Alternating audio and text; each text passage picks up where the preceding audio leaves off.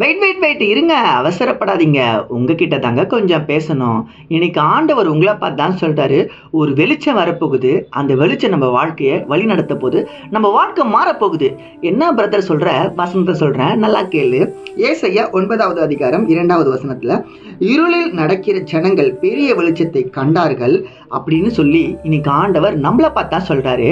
பெரிய வெளிச்சத்தை கண்டாங்களா? யாரு கண்டாங்க? இருள்ல இருக்க ஜனங்க. இப்ப நம்ம இருள்ல தான் இருக்கோம். நம்ம வாழ்க்கை இருள்ல தான் இருக்கு. நம்ம பாவத்துல இருக்கோம், நம்ம சாபத்துல இருக்கோம், நம்ம கஷ்டத்துல இருக்கோம், நம்ம கடன் பிரச்சனையில இருக்கோம், நம்ம வியாதியில இருக்கோம், நம்ம ஓவர் திங்கிங்ல இருக்கோம், நம்ம தோல்வியில மட்டும்தான் இருக்கோம், நம்ம எதிர்பார்க்கிற காரியத்தை பெற்றுக்கொள்ளாமலே இருக்கோம். நம்ம வாழ்க்கை அவ்வளவுதான் முடிஞ்சு போச்சு நம்ம நினைச்சுக்கிட்டே இருக்கோம். அப்படி இருக்க மகனே மகளே, இன்னைக்கு ஆண்டவர் உங்களை பார்த்தா சொல்றாரு, நீ இருள்ல இருக்கல்ல, நீ வெளிச்சத்துக்கு வந்துட்ட அப்படின்னு. இருள்ல இருக்க ஜனங்க தான் பெரிய வெளிச்சத்தை கண்டாங்களாமா. இப்போ நான் வசன வீடியோ பேசுறதுக்கு எனக்கு லைட் தேவைப்படுச்சு. அந்த லைட் நான் ஃப்ரண்ட்ல வந்து வச்சிட்டேன். பாத்தீங்களா, வெளிச்சமா இருக்கு. அதே போல நம்ம வாழ்க்கை மாறதுக்கு நமக்கு ஒரு லைட் தேவைப்படுது. அந்த லைட் தான் ஆண்டவராகிய இயேசு கிறிஸ்துவானவர்.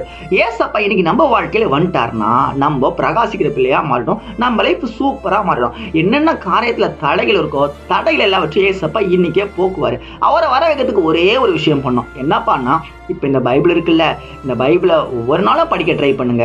ப்ரேயர் பண்றதுக்கு ஒவ்வொரு நாளும் முயற்சி எடுங்க. ஆண்டவருக்காக பரிசுத்தமான ஒவ்வொரு நாளும் ட்ரை பண்ணுங்க.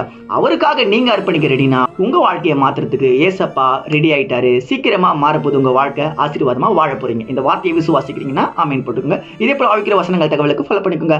God bless you.